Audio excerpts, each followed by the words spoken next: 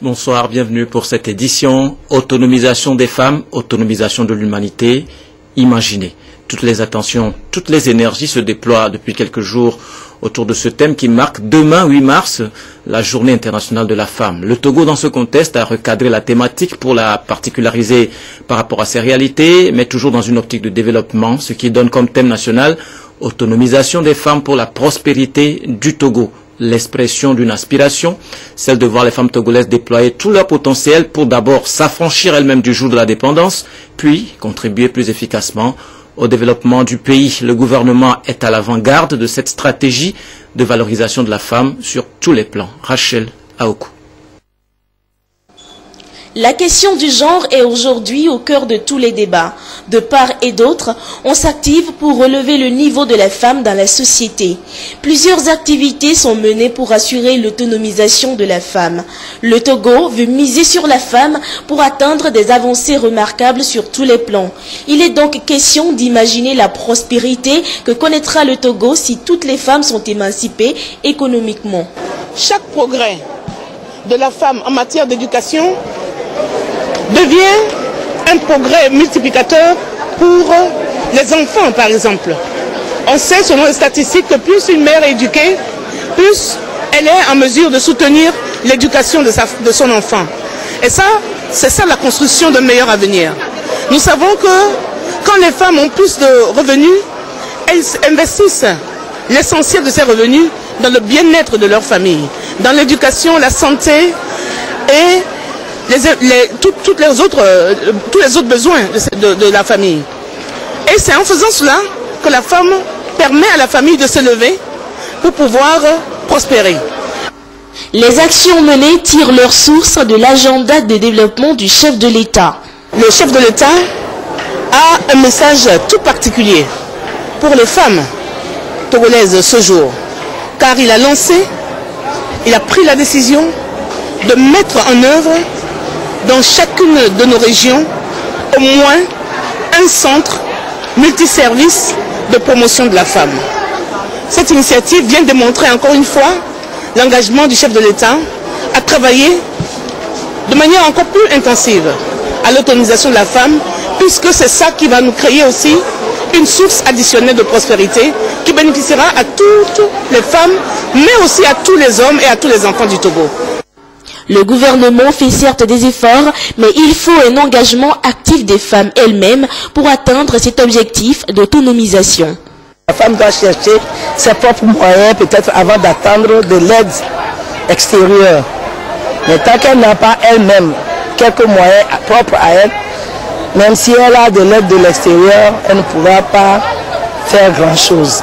En étant autonome, la femme doit savoir quelle est la base de la paix et la base de la réconciliation pour que l'Afrique aille de l'avant. Au-delà de la promotion de la scolarisation et de l'excellence féminine, l'État mise aussi sur le développement à la base pour tirer les couches les plus pauvres vers le haut, d'où la mise en place du FNFI, Fonds national de la finance inclusive, qui, à travers son produit l'APSEF, aide près de 300 000 femmes à réussir leurs activités génératrices de revenus. L'apothéose officielle pour marquer cette journée, c'était hier, mais plusieurs organisations impliquées dans les questions de femmes ont aussi un agenda bien garni pour cette célébration. À Tapamé, les volontaires du Corps de la Paix organisent une conférence sur le bien-être et l'autonomisation des femmes.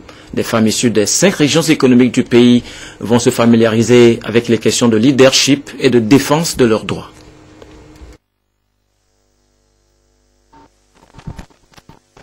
Dans une synergie d'action, les femmes volontaires du Corps de la Paix, l'ambassade des États-Unis d'Amérique au Togo et les femmes leaders venues des 5 régions du Togo définissent une nouvelle orientation de la lutte pour l'épanouissement socio-économique de la femme au Togo. Cette conférence annuelle, qui est à sa 5e édition, se veut une plateforme professionnelle de partage des expériences et de la redynamisation des réseaux d'agents féminins. L'édition 2015 abordera des sujets liés au genre et aux droits de la femme, à la planification financière et à la santé maternelle. Je suis ici comme diplomate, comme représentante de l'ambassade des États-Unis, de renforcer le message que les femmes et leur participation dans tout domaine de la vie, dans le domaine politique, économique. C'est très important pour une société et pour un pays de se développer.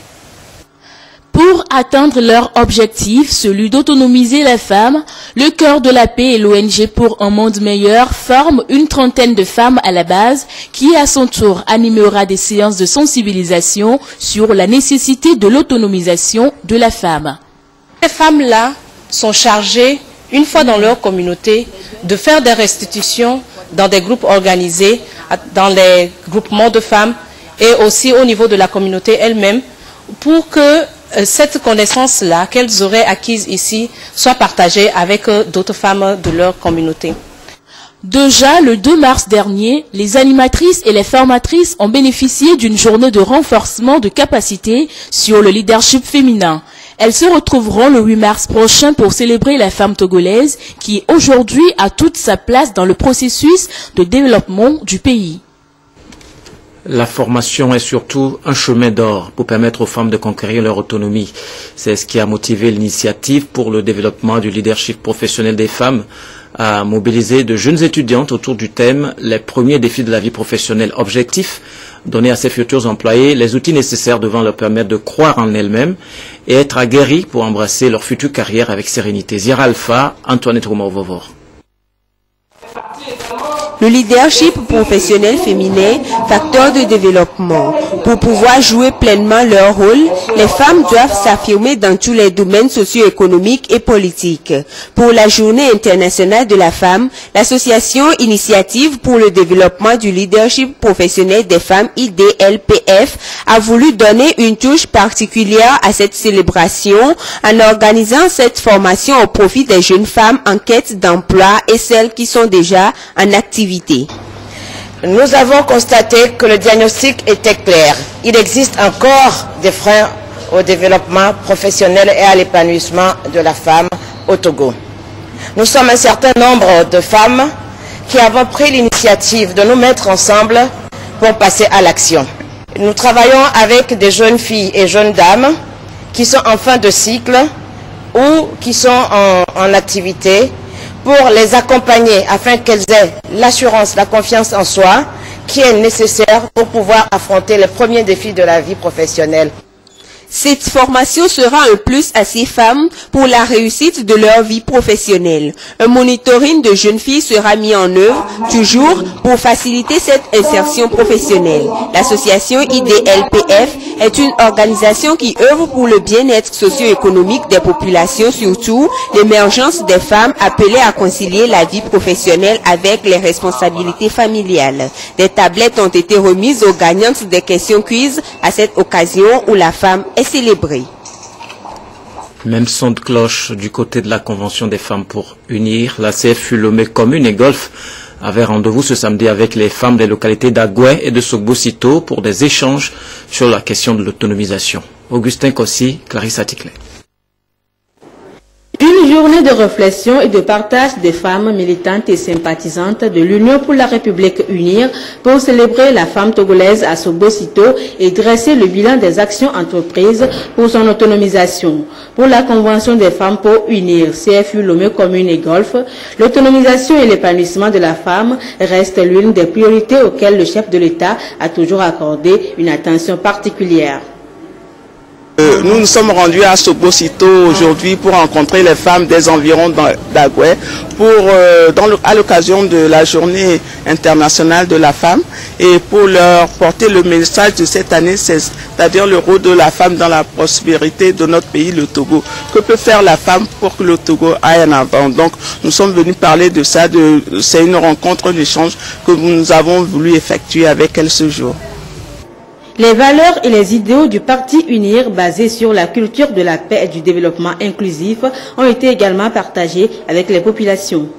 On nous a entre autres parlé de la culture de la paix, comment nous les femmes nous devons cultiver la paix dans nos foyers, autour de nous, même si nos voisins ne sont pas du même parti que nous, nous devons entretenir une bonne relation et être en bon terme avec toute la population togolaise. Ces femmes ont en retour salué vivement les efforts du gouvernement en faveur de la gente féminine au Togo, notamment la création du Fonds national de la finance inclusive.